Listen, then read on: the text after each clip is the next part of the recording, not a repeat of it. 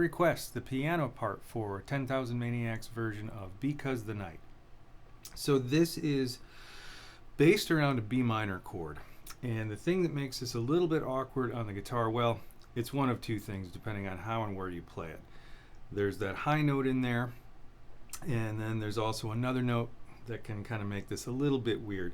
The first demonstration in the intro here, years ago I played this in a band, and this is how I approached it then.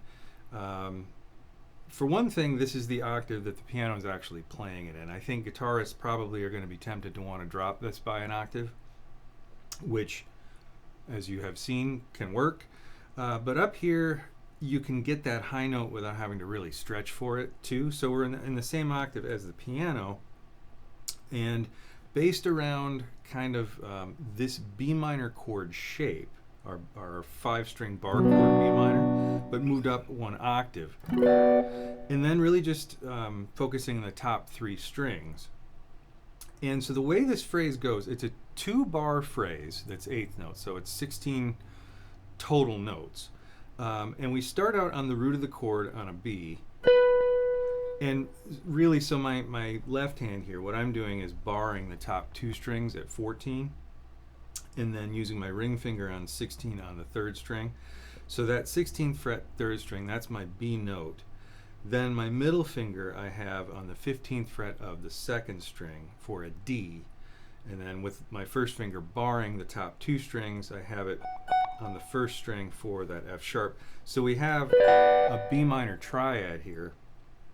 And the way this phrase goes, it's going to go root, so that's the note on the 3rd string. Then minor 3rd, so this is the note on the 2nd string at the 15th fret. Now, part of the reason the reason I'm barring here is that the note that follows that flat 3, that minor 3rd, the 3rd note in our phrase is actually our 2nd. So this is going to be where that first finger is barring on the 2nd string there at 14 for a C sharp. Then I'm going to go back up to that D at the 15th fret. So first quarter of this whole phrase is. Now I'm still holding this same shape. So now I'm going to hop up to the 1st string, play that F sharp, then D, C sharp, D again. So that's the first half, the first measure of this whole phrase.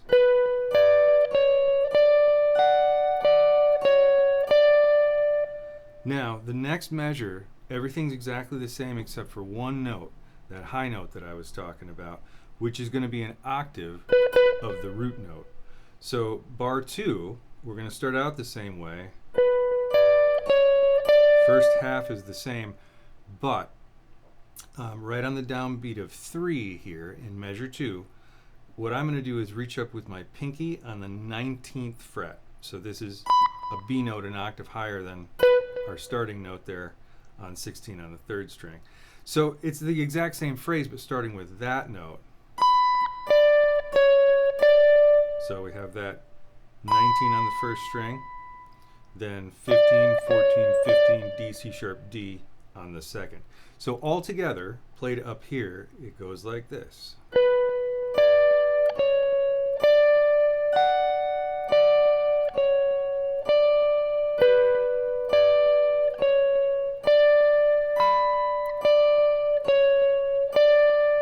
And then it just repeats. Now in terms of chord shapes, that's the one that makes the most sense to me as a guitarist.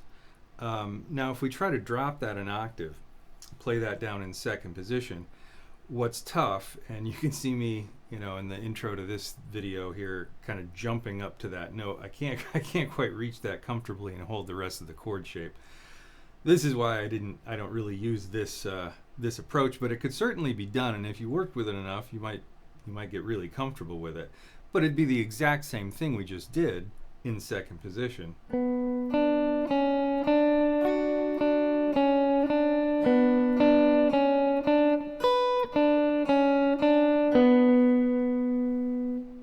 Another way to go about this is to use a capo there at fret 2. Use the same chord shape we were just talking about, just using, but now it's an open chord. So think of it as being like an A minor here. So we could just fret, I'm at Capo 2 now, so fretting the 2nd fret above the capo on the 3rd string, 1st fret above the capo on the 2nd string. So now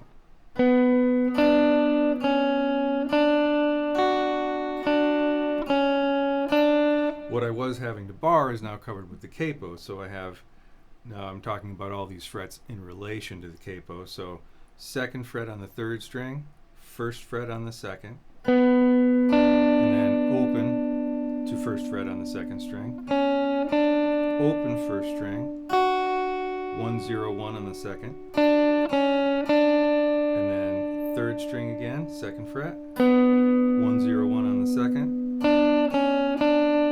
then jumping up to what is 5 frets above the capo here on the 1st string with the pinky, back to the 2nd string, 1 0 1. That makes it a little bit easier anyway.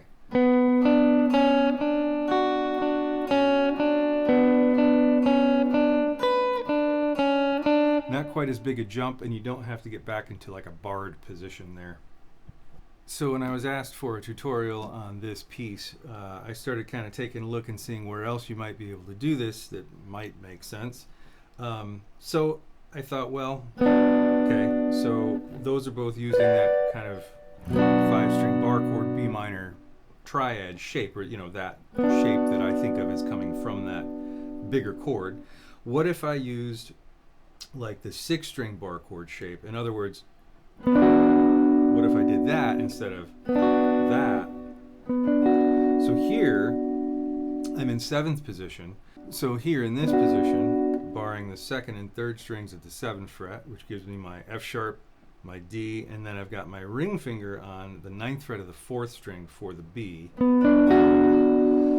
So here it's not the high note that makes this awkward, it's dropping to the 2nd, which is a fret behind that flat 3 there, which is the note on the 3rd string. So here what we could do, and you see this in the video intro, I demonstrate all these different ways of doing this. So we're hitting the 4th string at the 7th fret, then the 4th string at the 9th fret, 3rd string at the 7th, and then we drop back to 6 and back up to 7. So, and then we would kind of roll down into a barred position here, 7th fret on the 2nd string, and then 7 6 7 on the 3rd. Measure 2 would start out the same way, but then going into kind of laying down for a bar all the way through the 1st string. There we catch that 7th fret 1st string note, back to the 3rd string, 7 6 7.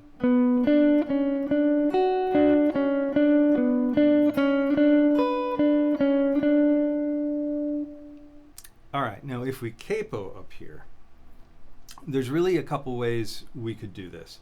I'm going to first actually capo at the 6th fret. This will require us to kind of play this as a bar chord, unfortunately, but I think it's, well, you'll see, it kind of makes sense. So holding this as like the top of a bar chord here. So really I guess I'm really kind of barring all the way through all those top 3 strings when I'm barring. So now, instead of sliding back for that 6th fret note, we'll just remove that 1st finger. So I'm playing the 4th string there.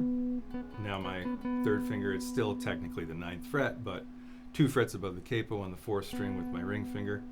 Then 1 0 1 now on the 3rd string.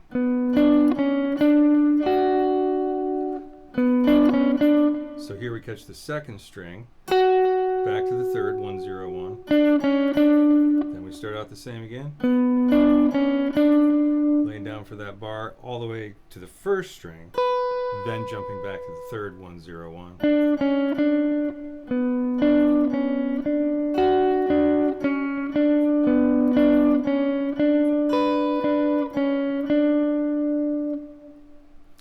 We could scoot the capo up a fret here.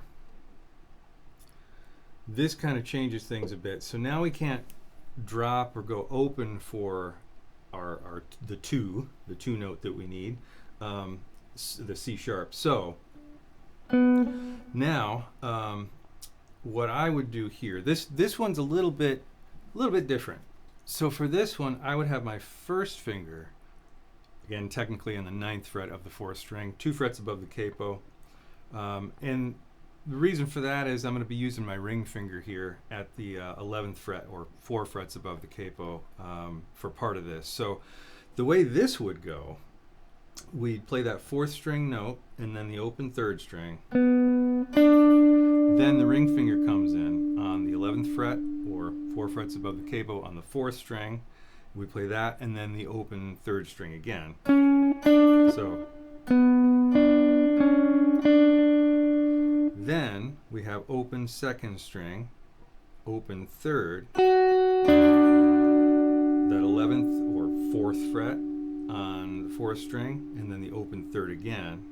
So the first half of the phrase like this goes then.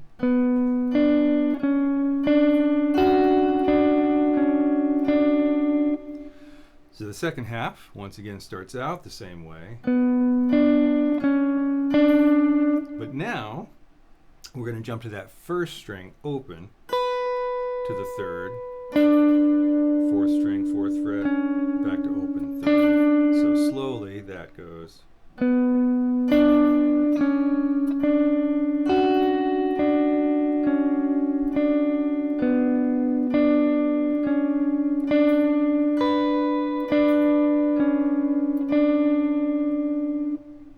When I really started looking at all the different ways you could do this, I kind of had to stop myself at a certain point because there's a lot. You could even jump down another octave, which would open up a whole other menu of options for you. But I stopped here, so I'm going to do one more.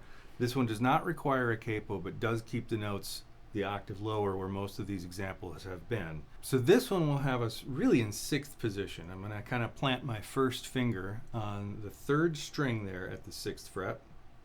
There's that C sharp, our 2 that we will need. And then so our minor 3rd we're going to get with the middle finger here on the 7th fret of the 3rd string. The B we are going to play with the open 2nd string. And so this one's going to start out on that open 2nd string note. And then we're going to go to the 3rd string, 7th fret, to 6 and then 7 again. Now I'm going to bring in my ring finger, on the 7th fret of the 2nd string. So it's the same phrase, but starting with that note this time. So open 2nd string, 7, 6, 7 on the 3rd, 7th fret 2nd string, 7, 6, 7 on the 3rd. Then measure 2 starts out the same. But this time, instead of bringing that ring finger in on the 2nd string, we're going to do it on the 1st and catch that high B there, and then back to the 3rd, 7, 6, 7.